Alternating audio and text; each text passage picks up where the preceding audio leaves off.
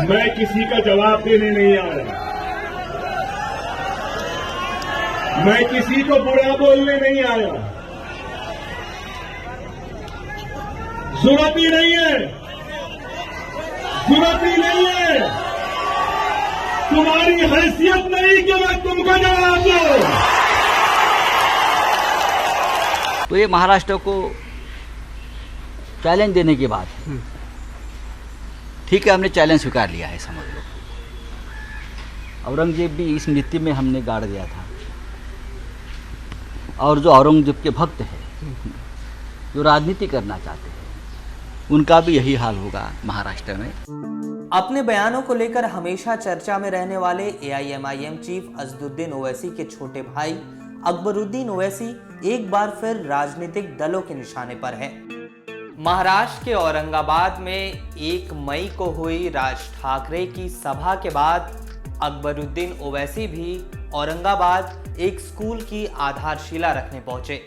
इस दौरान उन्होंने मुगल सम्राट औरंगजेब की मजार पर चादर और फूल भी चढ़ाए, जिसके बाद वह तमाम राजनीतिक दलों के एक बार फिर निशाने पर आ गए। औरंगाबाद से पूर्व सांसद और शिवसेना नेता चंद्रकांत खैरे ने अकबरुद्दीन ओवैसी पर आरोप लगाया कि वह राजनीतिक विवाद पैदा करना चाहते हैं।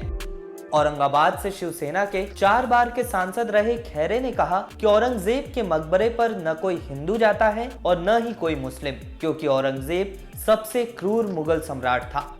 लेकिन ओवैसी और उनकी पार्टी के नेता राजनीतिक फायदे के लिए विवाद पैदा करने की कोशिश कर रहे हैं।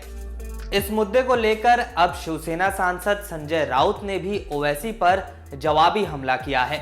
उन्होंने क्या कहा, आप भी सुनिए। ये जो बात है, औरंगजेब कोई महान सूफी संत नहीं था, कोई कुछ भी कहे, वो एक आक्रामक था। महाराष्ट्र के ऊपर उसने आक्रमण किया, महाराष्ट्र की मंदिर, प्रार्थना घर सबको उद्ध्वस्त किया। छत्रपति शिवाजी महाराज और बाद में 25 साल तक मराठा योद्धाओं ने उनके साथ बहुत बड़ी लड़ाई की है, ये इतिहास बताएगा आपको। लेकिन आप महाराष्ट्र में आकर उसी औरंगजेब के कब्र के ऊपर बैठेंगे और नमाज पढ़ोगे या और कुछ आपकी रस्में करेंगे, तो ये महाराष्ट्र को चैलेंज देने की बात है। ठीक है, हमने चैलेंज स्वीकार लिया है, समझ लो। औरंगजेब भी इस नीति में हमने गाड़ दिया था, और जो औरंगजेब के भक्त हैं, जो राजनीति करना चाहते हैं, उनका भी यही हाल होगा महाराष्ट्र में। इस मामले को लेकर महाराष्ट्र बीजेपी ने भी उद्धव सरकार से ओवैसी के खिलाफ राजद्रोह का मुकदमा चलाने की मांग की है। बीजेपी नेता राम कदम ने कहा, महाराष्ट्र सरकार को लोगों की आवाज दबाने और उन पर राजद्रोह के आरोप लगाने का शौक है। अगर वो इतने साहसी है तो उन्हें ओवैसी पर राजद्रोह का मुकदमा चलाना चाहिए। वही एमएनएस ने भी सरकार से इस मामले में तुरंत कार्रवाई की मांग की है।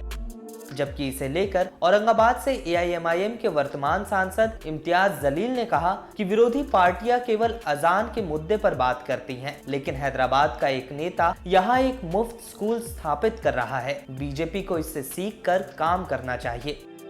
इम्तियाज जलील ने कहा कि औरंगजेब के मकबरे की यात्रा पर कोई विवाद नहीं होना चाहिए, क्योंकि ये सिर्फ एक रिवाज है और इसे नजरअंदाज नहीं किया जा सकता है। इस वीडियो में फिलहाल के लिए बस इतना ही। देश दुनिया की तमाम खबरों के लिए बने रहिए लोकमत हिंदी के साथ।